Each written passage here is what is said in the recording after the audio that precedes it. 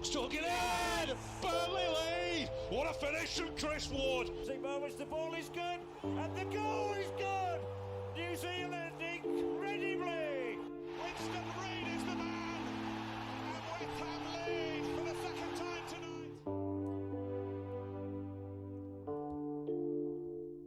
Hello and welcome everyone to the very first episode of Ferns, a football podcast discussing topics themed around the New Zealand footballing world, hosted by myself, Toby, aka Mr. Hands, and the struggling Arsenal fan, Davis of Davis Plays. We will be answering your questions provided by you guys on Twitter.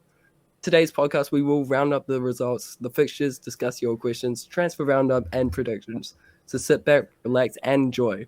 Before we get into the podcast, follow @Ferns Podcast on Twitter and get involved with the question asking and interacting with the show.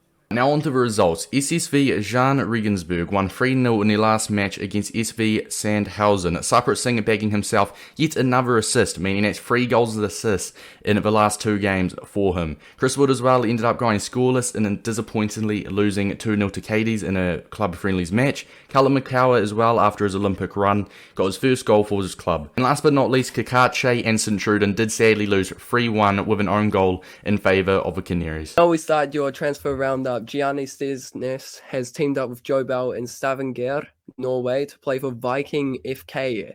As said on Viking Football's Twitter, he's looking forward to playing there, and Joe has given him a lot to look forward to. One of our youth prospects on the women's side, Anna Lee, has completed a move to West Ham in the FA WSL, only 20 years old. That's it for transfers. Onto the discussion. Toby, so with the European football leagues starting up again in the next few days, do you have anyone that you think we should be keeping a close eye on? Like whether from New Zealand, play for Wellington Phoenix, who do you reckon we should keep an eye on? In my opinion, Saprit Singh is obviously one to look forward to watching over the season and progressing. He's done quite well in his first few matches for his new club, SSV Jan Regensburg. And I'm hoping that he just progresses, develops into a player that people want to see, and maybe find his way to a team where he's starting a lot more, but like in a more famous or better franchise than the second Bundesliga. Yeah, definitely. I'm actually interested to see where Winston Reed goes as well, because obviously he's still actually at West Ham. He's back from loan from Brentford, right? Now Brentford are back in the Prem. He's not getting. He didn't get too much game time in the Championship. I think he got like 10 games. Where it was like a late sub in few games. His transfer value is about 2 million right now. He's 33 years old. Yeah, Chris Wood as well. Honestly, I'm actually interested. I feel like we'll get into the Prem predictions later to end off a video, as that was some questions, or end off a podcast, sorry. Yeah. But honestly, Chris Wood, if Burnley do get relegated, I think next year we will see Chris Wood going to another Premier League club, because he's Prem proven. He's scoring like 10 plus goals a season in the Prem. So it'll be really interesting to see if he can once again save Burnley from relegation. I mean, imagine the banter if they sold Winston Reed to buy Chris Wood. Honestly, yeah. That would be funny, but Phoenix also have maybe like a chance at signing him because of his transfer fee is quite low. Yeah, it's true. Saprit Singh as well. Saprit Singh, I actually want to mention, is an absolute baller. Like, obviously, he's been loaned out, he was started off, obviously, he's owned from Bayern's main team. He went to Nuremberg. So he went from the Phoenix to Bayern to the second I think he played for Bayern's, and then they got literally relegated from the third league. He did play in a cup match, I think, against like Arsenal or something. Yeah. He held himself up well. Yeah, and as well, then obviously he went on loan again this year to a second Bundesliga team this time, and 2 games in, they're currently tied top, but currently second on goal difference, SSV Regensburg, sorry it is, and they're currently, tied first on 6 points, obviously 2 games, 2 wins, and Saprit Singh's got 1 goal and 2 assists in those 2 matches, so he's putting up the numbers and showing that he is a very good talent, and he is 22, so I feel like, he's got to make a decision soon. Or Bayern have to make a decision soon about him. James Regensburg just seems like the club for him at this point in time. If he can get them promoted, honestly, that would be absolutely class to see him playing for them permanently in the Bundesliga. It would be amazing to see him move a club up to the same league as his parent club. Yeah, exactly, But, man. It'll be absolutely class. and then if he were to transfer or get loaned back there, imagine if he just bet Bayern. Yeah, and Unrealistic, I but mean, it would be kind of cool. yeah. Now, Libby Kakache, honestly, I feel like, Yes. dare I say it, I think he's too good for his current club. Honestly, they're usually fighting, I say fighting relegation. They're like usually I finish think they're around about mid-table. 14th, 15th. I think last year I think they finished 2 spots above the relegation zone in the Belgian league. And Kakache is absolutely phenomenal. He had, I think, one rough game for New Zealand in the Olympics for the OlyWhites, but he He had also an had one absolutely... hell of a shot. Honestly, bro, I think that's the best goal I've watched Honduras. live. Like, he is a mad talent, and I feel like, dare I say it, don't get offended if there is anyone that obviously supports the club that Kakache does play for at the minute in the Belgian league. Yes, Intrudin. I genuinely don't. I think he's too good for them, personally. I think Kikache just likes playing with the manager that he knows and just playing regular football in Belgium, a European team, because he always wants to play in Europe, which Yeah. is why he moved from the Phoenix. I would love to see him in a top 5 league, like Serie A, Premier League, Bundesliga, one of them. I think the most realistic is probably Serie A, Yeah, just definitely. because of his Italian roots. And Wasn't there like some rumors about Juventus? I think it was Juventus's under-23 side, and he denied them because he wants first-team football. He doesn't want to play under-23.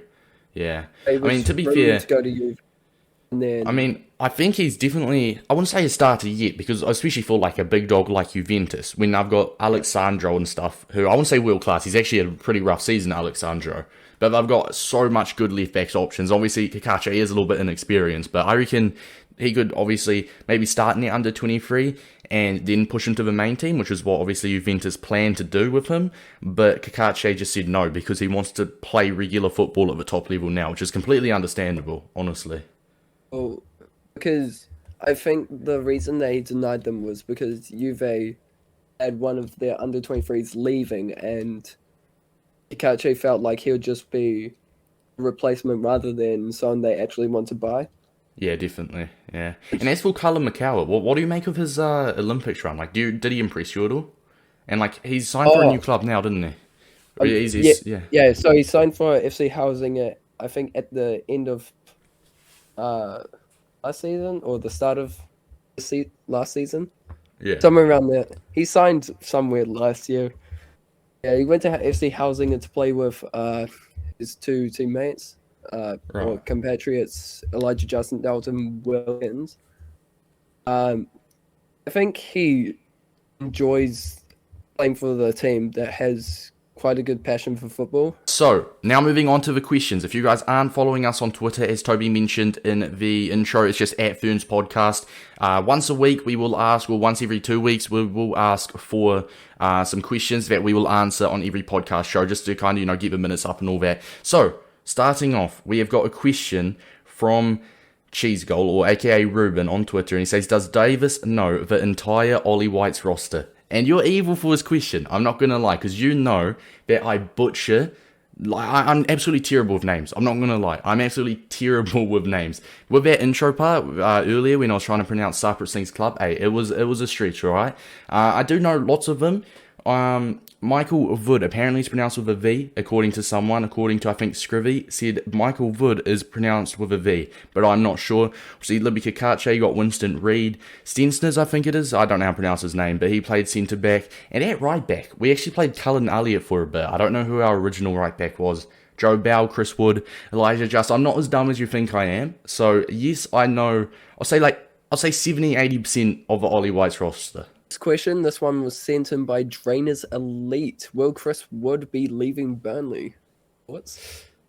No. If they get relegated, then next year, yes. But I think as long as they're in the Prem, he'll probably stay in the Prem. Like, he's happy there. And I think he loves he's banging the goals. Prem just as the league. I mean, he's proven to be a good striker just from that Wolves game where he scored a hat-trick and an assist. Nearly a perfect hat-trick, but... Yeah, he's been scoring some bangers. Like, he's not had one Prem season where he's not scored 10 goals. I think 4 or 3 Prem seasons now where he's scored at least 10. So, I mean, as long as Burnley can stay in the Premier League, then I think he'll be staying with them. I mean, he's happy at the club, I guess, and yeah. I mean, it's shown in his Olympic run that he's actually done. That he's actually hungry to just win a lot more, and he's motivated to do well in his career, even at the later stages of his career. And you know what I actually like about Burnley? Like, see, I'm an Arsenal fan, and Burnley actually did a double over Arsenal last year, didn't they? Oh, wait, was it? No. I think it was. They took 4 points out of 6 from us. They drew, I think, at the beginning of the season, then obviously, or at the end of the season, and we lost when Granit Xhaka decided to put someone in a chokehold. Hey, it's been a rough season, lads, alright? It's been a rough season for Arsenal. But honestly, like, I know I can't, it's weird being an Arsenal fan, but like liking another Premier League team. I actually like Burnley just because of Chris Wood. But I wouldn't, obviously, if Arsenal be Burnley player, well, I want Arsenal to win. But I feel like Burnley, they're a respectable club. They're a classic fucking, English club. Yeah, I mean, when I see Liverpool, because I'm a Liverpool fan, if I see Liverpool playing Burnley, the only condition I'll let Burnley win if Chris Wood scores a hat trick. That's the only That's way acceptable, yeah. That's the only accepted way they will win, in my opinion. Now I think of it, it is actually very embarrassing, Arsenal v Burnley, because in the first match, Granit Xhaka put someone in a chokehold. I can't remember who. And then in the second match, Wood, Granit right? Xhaka, played it from the back to Granit Xhaka, and Granit Xhaka booted it to Chris Wood, and it reflees into the goal. So, I mean, like when Chris Wood scored, I was literally like, nightmare. Honestly, like, we were all over it, and like, we were all over them, and I'm like, okay, we should win this. I mean, at that point, I think we were like 10th, because obviously we had a really, really bad start, and we were like, I think 7 games unbeaten. So I'm like, Burnley's a must win. We'll go up to like 8th, I think, and obviously still like 10 games left. And then, Xhaka had a bozo moment, and when I saw it go in, I was so fucking pissed, and I saw it win in on Chris Wood, and I'm like, well, I mean, at least it's Chris Wood, You At least it's Chris Wood. Mad. At least it's Chris Wood to make me go into a lot of At least pain. it's not Ashley Barnes. Yeah, if it was anyone else other than Chris Wood, I would have been having a fit. But for real, I actually really liked the Burnley New Zealand relationship on Twitter as well. All of your fans love Chris Wood, because, personally, I'm probably biased here, but I reckon he's the best player. Maybe. Obviously, it's hard to compare them, because I've got really good centre-backs. Well. I'll say Nick Pope, solid. yeah, and what's his name? Me and Tarkowski, I think. Tarkowski, he's a very, very good centre back. I'll say Chris Wood's the best attacker. I'd probably say that. Yeah, definitely their best attacker, but I don't think he's like, in terms of proficiency at their position, I'd say he's not I agree with the that. best. Yeah, I definitely agree with that Tarkowski for and sure. Pope are really, really good. Yeah, I agree with that for sure. Okay, so next question from WP Wayno, obviously on Twitter, asks, why do you think Ben Waine rejected championship side clubs in favour of staying at Wellington Phoenix for another season? Well, my opinion, I think he likes the starting football. He likes scoring goals. He loves the fan base because obviously he's a local lad from Wellington and he's got quite a big fan base going for him. And I think he wants to stay with a club where he knows he's getting regular football and just grow throughout his youth years. And then he'll move when it's the right time. Yeah, no, I think, personally, I wouldn't say he was dumb for denying it. I actually think it's smart. It's risky, but I think what I reckon he's trying to do, because obviously going from the A-League to a championship side is a massive, massive upgrade. Like, when we saw Sakura Singh go to Bayern, the literal Champions League winners, I think he went was it 18-19 he went, or 17-18? So it was a little bit before Bayern won I think it was the UCL. the season just before they won the UCL. Right, yeah. So obviously that's just a big upgrade because we know Bayern are absolutely ridiculous. Like, they're monsters. So that was insane. Yeah. And I feel like Wayne, from the A-League to the Championship, is a massive, massive skill gap.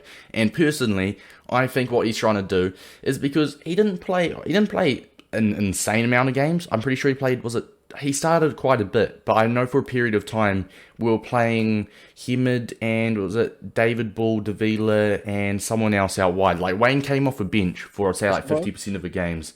But he did end up bagging 7 goals. And like, his goals to minute ratio was class. And I'll always remember that last minute goal, I think it was against Western United. Yeah. It was 2-2, I think. Yeah, it was 2-2. And he scored in the last minute with a nice header. And I think what he wants to do, and what I reckon is best for his career, he stays in the A-League another season, hopes he has a good season, and then he'll most likely get even better offers, because he'll be proven that he is consistent.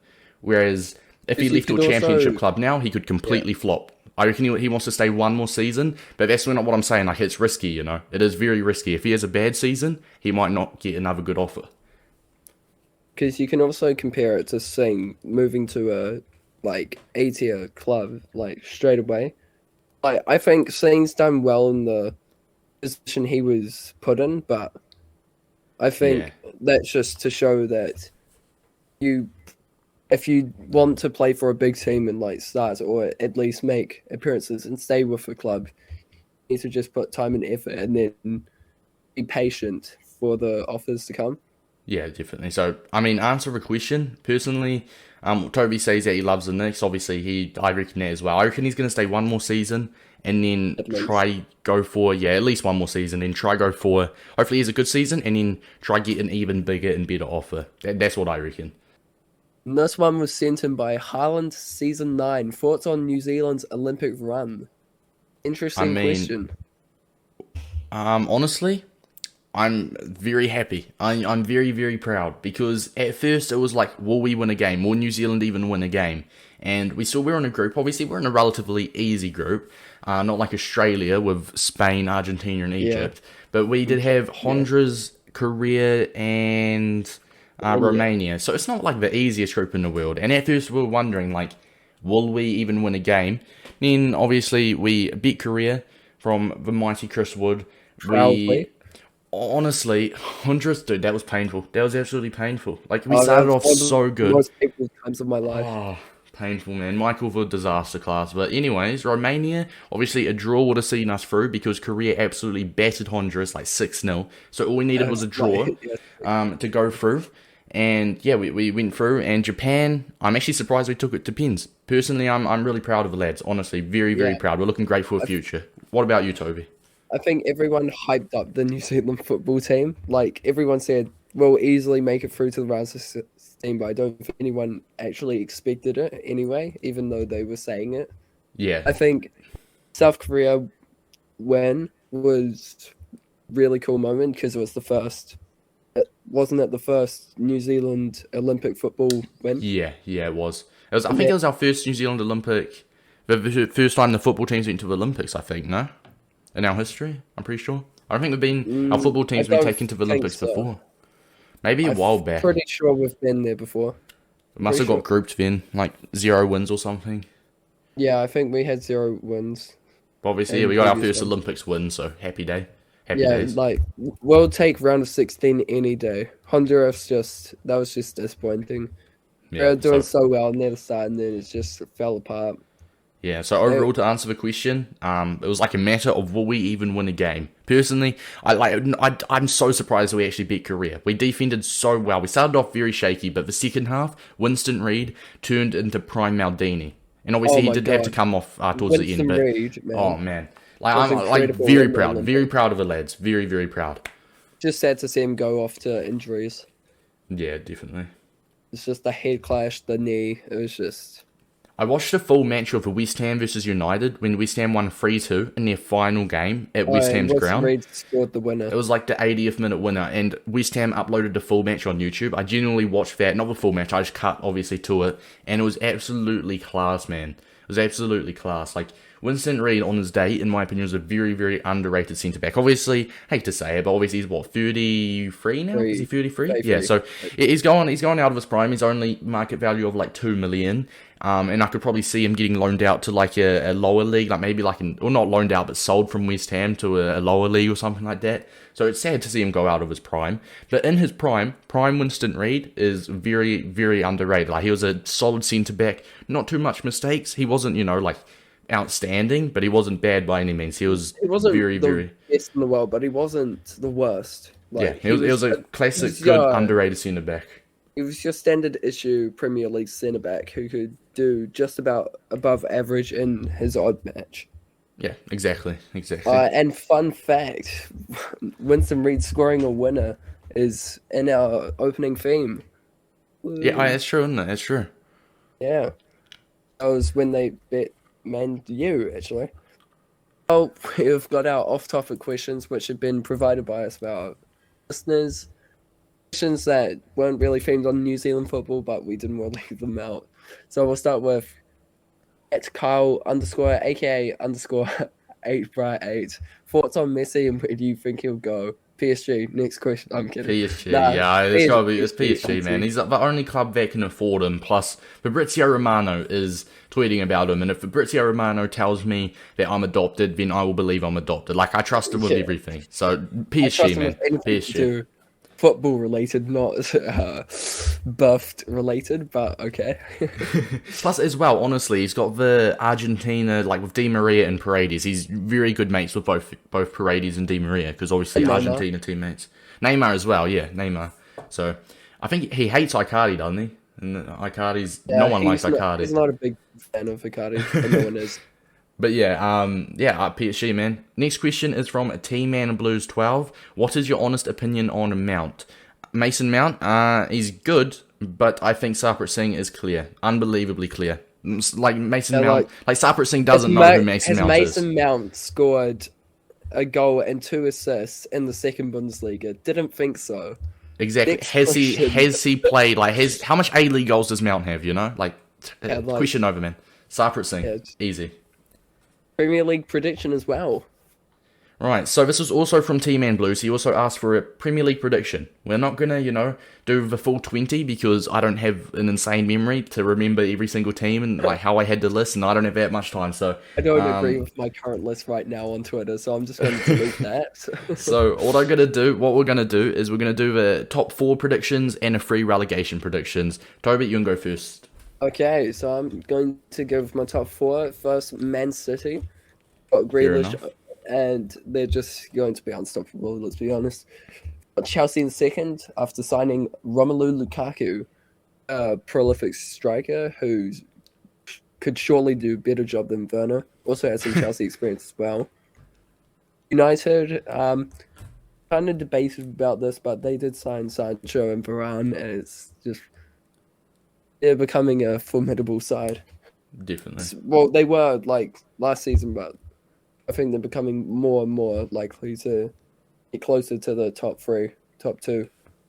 And fourth, we've got Liverpool because it's Liverpool, man. They always make it into the top 4, whether you like it or not. Alisson header to just help them into it last season.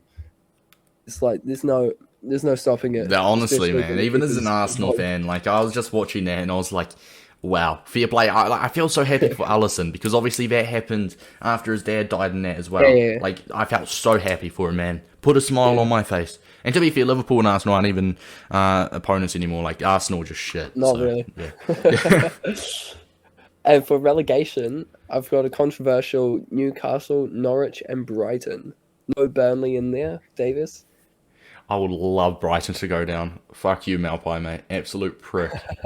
Actually, you know what? Actually, a little bit of a butterfly effect with Malpai, because obviously he injured Leno, so we brought in Emi Martinez. Emi Martinez basically won us the FA Cup, so technically, is it called the butterfly effect or something? I think it's called the butterfly effect. Malpai, without him injuring Leno, who knows? We probably wouldn't have won the FA Cup, and we probably wouldn't have got like 20, 25 mil for Emi, so... I mean, it's not all bad, but still, he's a prick. Hopefully, Brian get relegated. My predictions, first is going to be Man City, especially if they get Kane. I feel like in the Community Shield, they were screaming out for a striker. They were screaming out for a striker. I feel like that's all they're lacking now. Without Aguero and Gabriel Jesus is not up to par, they need a striker. And Harry Kane wants to leave Tottenham, which I definitely don't blame him. He wants to win trophies. And Man City could definitely, like, imagine Kane with Kevin De Bruyne and Grealish's service. He would probably bag 25 a season, like, no worries. So, if they get Kane, I mean, I've got the money. I'm going to go Man City first. Second, I'm going to go for Chelsea. And third, United. I feel like for United to compete with Chelsea and City, they need to get a CDM. They've got Pogba, who's more like a centre mid. And the only CDMs is Fred, who personally I don't think is good enough. Matic is almost as old as my dad. And McTominay, I don't think McTominay's he's okay. I don't think he's insane, but I don't think he's up to par to challenge. So I feel like if they get a new CDM like Camavinga or something like that, you know what? I reckon what's his name? Ndidi or like Neves, I know they're in for them. I feel like with those signings, they might be able to challenge, but I'm going to go third United and fourth Liverpool, exact same as Toby. I feel like Liverpool, very unlucky with injuries. Like Robertson could be out for the whole season, so they will definitely struggle, but sadly, for Robertson I feel like Ganate and VVD will be class, and obviously Trent's will class, so... I don't know, I think Liverpool will squeeze into a top 4, even without Robbo. And for relegation, I'm just going for the 3 teams that came up. I'm going to go 18th, Brentford. I think they'll do the best out of the lot. 19th, I'm going to go for Norwich. And 20, I'm going to go for Watford. I think Watford are going straight back down. I have no faith in the cycling GK. I do not. I mean, he's an absolute class guy, but I feel like, I don't know. It'll be interesting. Personally, I want one of them to stay up. I definitely want one of the new teams to... I always want at least one promoted team to stay up, but obviously I see lots of people saying Burnley getting relegated, but I believe in the mighty Chris Wood. Not happening, alright? They're staying up. Burnley staying up. Yeah, I want Burnley to stay just because Chris Wood just deserves to stay up there for the service. We're talking about this off stream as well. Off podcast, sorry. Like... Even if Burnley do get relegated, I could see Chris Wood going back to another Prem club because, Toby, where do you reckon Chris Wood would go if Burnley did get relegated? They need a striker. Yeah, I'd love that. Yeah, and then like the perfect link with Winston Reed, written in the stars. Written in the, yeah. So that's our Prem predictions. And T-Man Blues, thanks for that question. Now we're going to horribly and inaccurately guess the scores for the 3 upcoming matches, including New Zealanders in their starting lineup. We've got Burnley versus Brighton, the Premier League opener for Burnley. What do we think, Davis? You know what, to be fair, I feel like Burnley v Brighton will be close because they're 2 teams that people think are going to get relegated. Like, people think Brighton won't stay up. I honestly, I think Brighton won't actually struggle that much because, especially with Trossard, and I hate to say it, Malpai is actually an okay striker, but obviously if I've got Trossard, Lamptey as well, I think he's coming back from injury, or he's already back, I think, so I feel like Brighton will probably get around the 15th mark, personally. I think Brighton are probably favourites for this. Burnley are at home, right? If Burnley are at home, you know what, I think it's going to be a draw. I'm going to go 1-1. Burnley 1, Brighton 1. I'm going to say... Chris Wood with a goal. I mean, it's got to be. There's got to be Chris Wood with a goal. And I'm going to say Brighton. I'm going to say Neil Malpai with a goal as well. 1-1. Is with my prediction, I think probably 1-0. And I don't think this is biased talking. It probably is. But I think Wood's going to score that goal just because of his motivation levels right now. I mean, and to be fair, he is on fire. Like, he scored 2 goals for New Zealand in the Olympics. 2 goals in 4 games. Is not bad at all. Like, decent return. We only realistically we scored what, 3 against Honduras, we scored 1 against Romania, and 1 against Korea. We only scored 4 goals, didn't we? 2 against Honduras. Honduras, yeah. We scored. Oh no, we lost 4-3, I think. I think we lost 3-2 because it was. Oh yeah, it was 3-2. It was 3-2. Elijah just assist to Chris Wood and Kakachi scream. So when you think about it, New Zealand in the Olympics, we only scored 3 goals. 2 against Honduras, 1 against Korea, and Chris Wood scored 2 of our 3 goals. And obviously Japan went to pens and he blasted that away. So he literally scored 66% of the OlyWhites goals. He's on fire. He's definitely going to score. Next up, we've got St Truiden, obviously Kakache's team versus Eupen on 5:30 PM Saturday UK time or 4:30 AM New Zealand time. I do not know much about Eupen at all, and obviously all I know is that St Truiden, they do struggle in the Belgian league. So we don't really know these predictions because we don't follow either teams. I'm going to say I'm waking up for that game as well. Yeah, I'm going to say a 2-0 loss to St Truiden. Like, St Truiden lose 2-0. I just don't think St Truiden are that good. I have some faith. See, like, I don't know how good Eupen is. They could be a relegation team for all I know. But I'll just have to assume that they're better. With these, it's, no clue, really. Because right now, Eupen are 5th and STVV are 11th. They've played 3 matches. So Eupen have won 1, drawn 2, St Truiden winning 1, drawing 1, and losing 1. Okay. All right. So, yeah, I'd say Eupen are the favourites. I'm going to say a 2-0 loss or a 2-0 win for Eupen, I The should say. board's quite close together right now. Is the leaders, the three people, first equal, have won 2 and lost 1. Right. It's very close. So I'm gonna say, I think it's gonna be a tie, to be honest. 1-1. And I don't even know the strikers. I'm not even gonna try that. Yeah, fair enough. Right, last off, we've got FC Helsingør versus, hey, Vin Diesel. Anything for family, right? Vin Diesel, is it pronounced? FC? I'm probably butchering that, right? But obviously, this is Vin McCowett, Diesel. Elijah Just, McCowett, and is it Wilson or whatever his name is as well? So the 3 Kiwis playing for them. Wilkins, that's the one. So we got the 3 Kiwis playing for them in the Danish league. Once again, I don't really know too much about this, so I'm gonna say.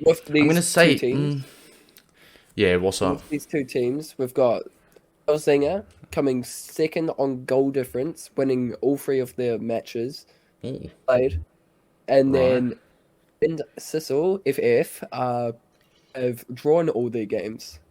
3 draws. Oh, okay. So Helsingør's definitely favourites, right? Yeah, we're definitely the favourites. I'm going to say Helsingør. I'm going to say 9-0, McCowett 5 goals, Elijah Just 3 goals, and also the goalie is going to score a halfway bicycle kick. So 9-0, Helsingør. Yeah, that sounds really realistic. I'm going to go 3-1, Helsingør, and I'm going to say I don't think any of the Kiwis will get on the score sheet, but I'm going to say 3-0. So goals for Helsingør, they've scored 5 this season and conceded 1. Hey, it's not bad. I'm going to say 3-1. That's my predictions. 3-1. I think I'm going to go 2-0. Why not? Fair enough. And I'm hoping Callum McCowett stays on form to score at least one of those goals. Yeah. And with the A-League predictions for the Phoenix, they will be coming in October when the league starts up again. Honestly, I'm excited to see how Wellington Phoenix do. I would like to be very positive and say that we're going to win the A-League, our first ever A-League and stuff. But we don't even have half a team right now, do we? We literally sold off lots of our team. Hemed's going to, I think, another A-League team, I'm pretty sure. Marinovic is off. Hooper, though.